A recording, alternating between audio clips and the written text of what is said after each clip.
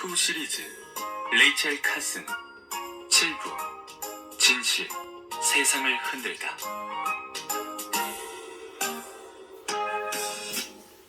DDT를 비롯한 살충제들이 사람에게도 치명적이라는 사실이 알려지지 않았던 이유는 살충제 제조회사와 정부가 결탁했기 때문이었습니다.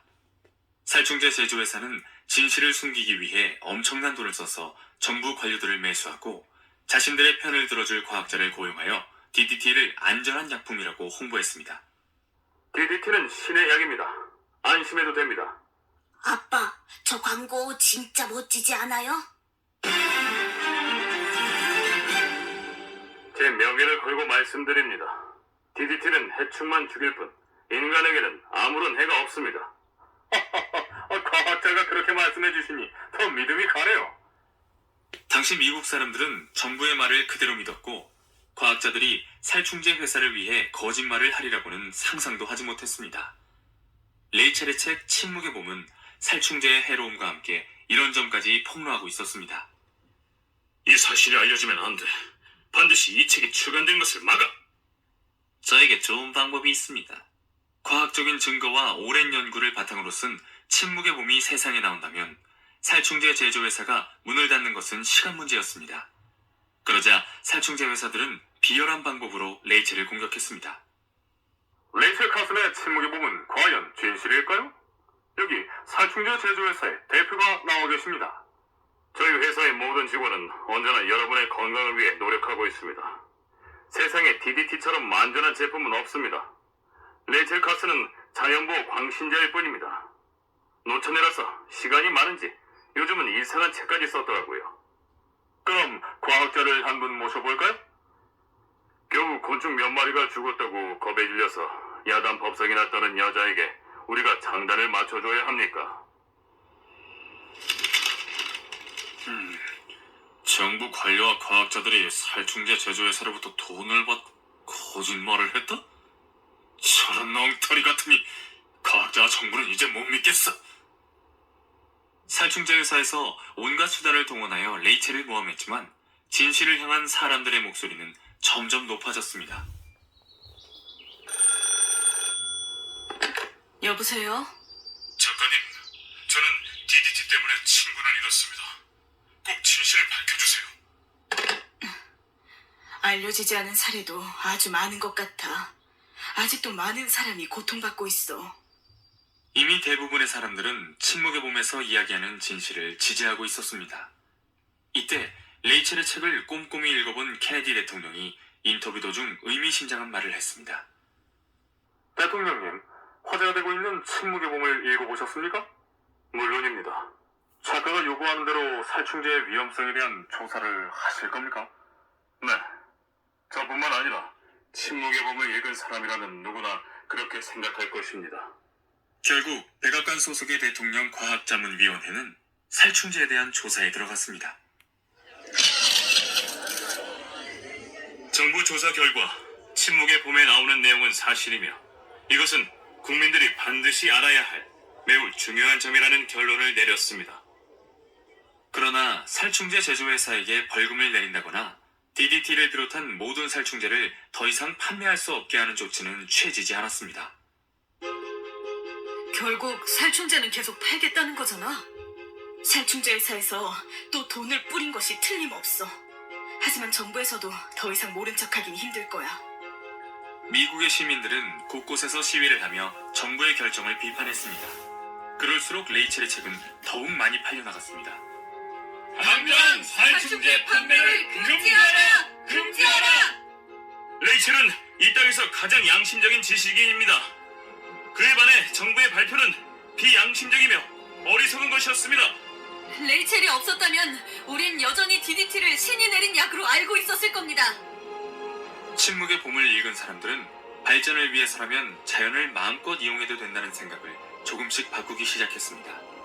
그리고 이런 생각을 가진 사람들이 모여 환경운동단체를 만들었습니다. 환경이 파괴되면 우리 인간도 함께 죽을 수 있습니다. 우린 앞으로 자연을 함부로 파괴하는 사람들을 감시할 것입니다. 상황이 점점 심각해지자 방송국에서는 레이첼과 살충제 사용을 찬성하는 사람들 간의 토론회를 열었습니다.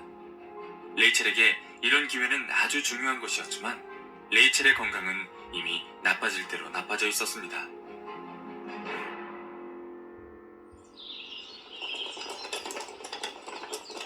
이제 내 삶도 얼마 남지 않은 것 같아. 하루가 다르게 기력이 없어지고 있어. 아무래도 토론은 거절하시는 게 좋겠어요.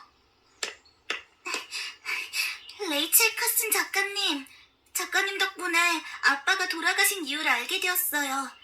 저희 아빤 DDT 공장에서 일하셨는데 어느 날 살충제에 젖어 집에 오셨어요. 그런데 그 뒤로 갑자기 병에 걸려 앓다가 돌아가셨거든요.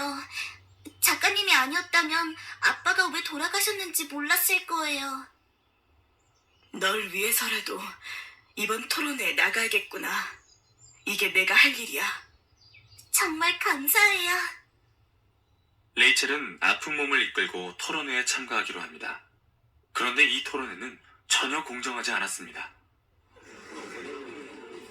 이럴 수가. 정부 관료들이 살충제 회사의 편에 서다니. 모두 돈의 양심을 팔았군. 살충제는 해충만 죽일 뿐 절대로 곡물이나 인체는 해를 미치지 않습니다. 맞습니다. 맞아요. 내가 여기서 머뭇거린다면 살충제는 계속해서 인간과 자연을 파괴할 거야. 살충제를 계속 사용해야 더 많은 농작물을 거둘 수 있습니다. 그건 눈앞에 이익만 보는 잘못된 생각입니다. 곡식에 묻은 살충제는 그것을 먹고 사는 인간의 몸에 쌓이게 됩니다. 게다가 몸에 들어온 살충제는 다시 빠져나가지 않죠. 물론 살충제 사용을 완전히 금지할 수는 없을 것입니다. 단 엄격한 관리 아래 제한적으로 사용해야 합니다. 독약 같은 살충제를 지금처럼 누구든 어디서나 구입할 수 있도록 해서는 안 된다는 말입니다.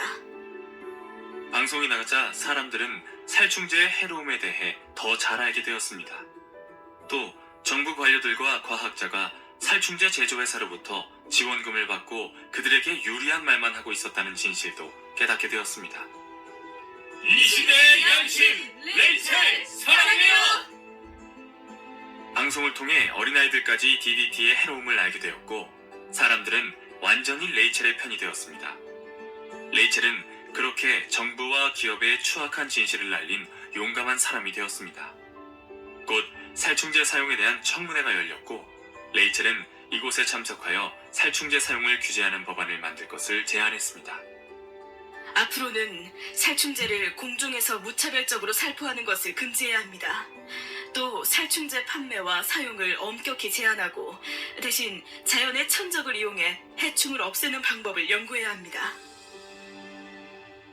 레이첼의 노력으로 사람들의 생각은 점점 바뀌어가고 있었습니다. 하지만 환경이 살아나는 것과 반대로 레이첼의 건강은 점점 나빠졌습니다. 오늘도 강연회가 있는데 일어나야 해. 개발이라는 핑계로 환경을 마구 파괴하는 것은 옳지 않습니다. 이것은 발전이 아닌 퇴화입니다. 이대로 멈추지 않고 달려나간다면 우리는 머지않아 이 지구에 살 수 없게 될 것입니다. 여러분은 우리의 후손에게 무엇을 물려줄 것입니까? 레이첼은 막 일어나기 시작한 환경운동을 위해 아픈 몸을 이끌고 여기저기 강연을 하러 다녔습니다. 이제 정말 죽을 때가 다 된 것 같아. 그게 무슨 소리야? 말이 내가 죽으면 내 재산의 3분의 1을 환경단체에 기부해줘. 그런 말 하지 마. 넌 아직 할 일이 많잖아. 마지막으로 숲이 보고 싶어. 그래, 내가 데려다 줄게. 그 상자는 뭐야? 내 소중한 보물. 이 화석은 내가 처음 본 바다야. 이걸 발견했을 때 얼마나 가슴이 뛰던지. 정말이지 바다가 보고 싶어 미칠 지경이었다니까. 이 녀석이 바로 지금의 레이첼 카슨을 잇게 한 공신이로군. 아직 싸움은 끝나지 않았어. 사람들은 무언가 돈이 될 만한 것이 있으면 또다시 자연을 파괴하려 들겠지. 그래, 인간의 욕심은 끝이 없으니까. 하지만 이젠 환경을 지키기 위해 싸우는 사람들도 계속 생겨나고 있으니 내 역할은 여기까지인 것 같아. 자신의 임무를 다 했다고 여긴 레이첼은 1964년 4월 14일 노을이 붉게 타오르던 시간에 세상을 떠났습니다. 레이첼, 전 미국은 슬픔에 잠겼고 수많은 사람들이 장례식에 찾아와 레이첼의 마지막을 함께해 주었습니다. 레이첼이 죽은 지 5년이 지난 어느 날, 미국 국회에서 연방 환경정책법이 제정되었습니다.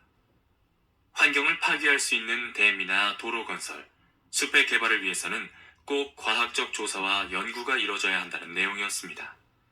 이 법을 만들 수 있는 근거를 제시해준 레이첼 카슨에게 감사를 전합니다. 그녀가 없었다면 환경정책법은 아마도 100년 후에나 만들어졌을 것입니다. 우리는 여기서 멈추지 않고 계속해서 환경을 보호하기 위해 노력할 것입니다. 이것을 시작으로 전 세계 대부분의 나라에는 환경보호법이 만들어졌습니다. 모든 내용이 레이첼이 청문회에서 제시한 의견을 기초로 해서 쓰여졌습니다. 또 1970년 미국에는 환경보호만을 목적으로 하는 관청인 환경보호청이 탄생했습니다. 이들은 스스로 레이첼 카슨의 그림자라 청하며 환경보호를 위해 일하고 있습니다. DDT는 1972년에 미국에서 사용이 금지되었고 1980년대에는 대부분의 나라에서 사용할 수 없게 되었습니다. 레이첼이 죽은 지 10년이 되는 해에 미국 대통령이었던 지미 카터는 레이첼에게 최고 시민 훈장을 수여했습니다. 레이첼은 미국을 넘어 전 세계 환경보호의 중요성을 알려주었습니다. 조금 늦었지만 먼저 간 그녀에게 이 훈장을 바칩니다. 현재 꼬마 레이첼이 살았던 스프링데일의 집과 그녀가 마지막으로 살았던 집은 모두 미국의 역사박물관으로 지정되어 있습니다. 이분이 바로 환경운동의 어머니라 불리는 레이첼 카슨이란다. 레이첼 카슨은 우리 곁을 떠났고 이 세상에서 살충제는 완전히 사라지지 않았습니다.